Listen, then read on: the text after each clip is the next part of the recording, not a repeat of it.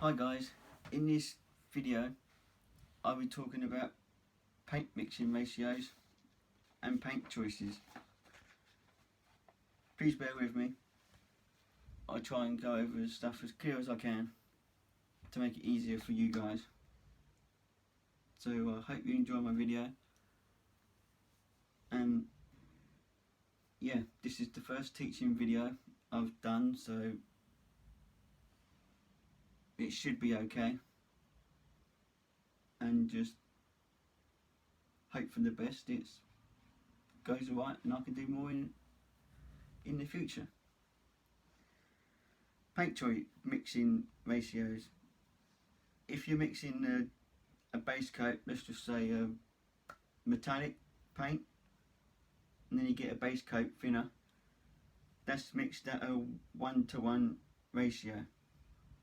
If you want to go different, in the 2K direct gloss, activator and maybe 10% thinner, that's 2 parts direct gloss to 1 part activator and thinner.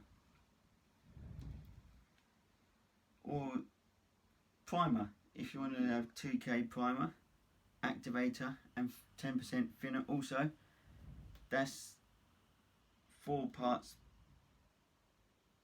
primer, 1 part activator. But please be aware, some manufacturers or makes of paint or primer can be 5:1. If you want to, and then cellulose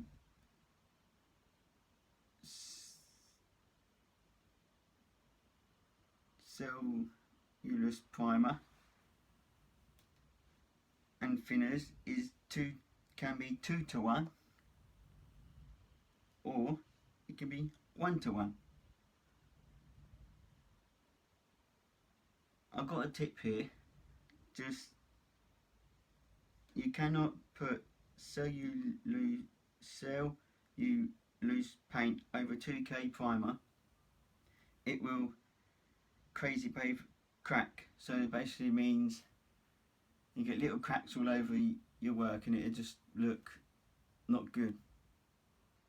However, you can put 2K paint over the cellulose primer. Okay? Now, paint choices.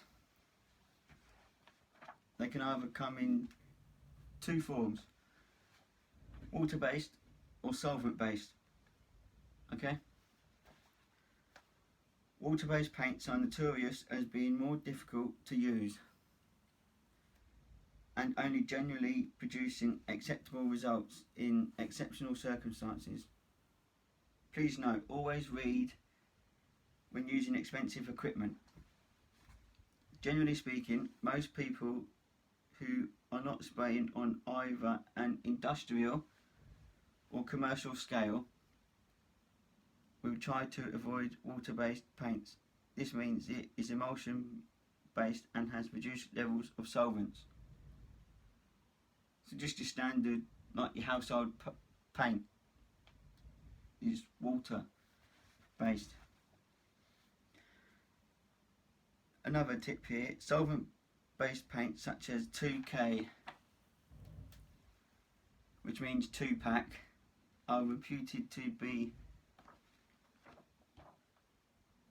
easier to use. No problems there, putting it plainly. Quicker to dry and pick up a lot fewer particles. You can get data sheets as well for this type of paint, like solvent paints, from your paint supplier. Main colour coating. Pearl is considered a 3-stage paint, which consists of a ground coat. So that's sort of like something to stick to. Pearl coat, like the main colour coat, and finally the clear coat. Metallic paint is considered a two-stage paint, which is base coat and lacquer. That's it. Easy. If you're doing 2K lacquer, it's best to have 2 even coats all the way along. Now on to the final bit now. This is candy paint. Candy paint is, sorry guys, it's basically a dye suspended in a clear carrier, sorry guys, which is known as intercoat.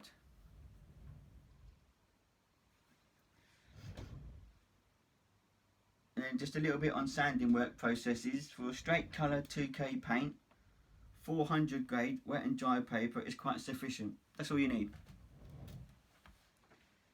If you're sanding candy, pearl or metallic, progressively work up to a 1200 grit paper. No more, because you'll end up mostly taking it all off.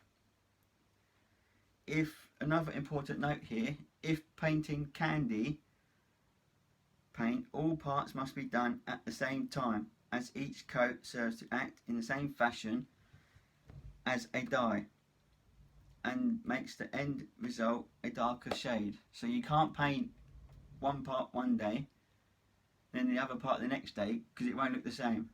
You only got to do them all at the same time, on the same day. It'd be a busy day, but that's just the way it is. I hope this video helps some people. Like I said, this is my first teaching video.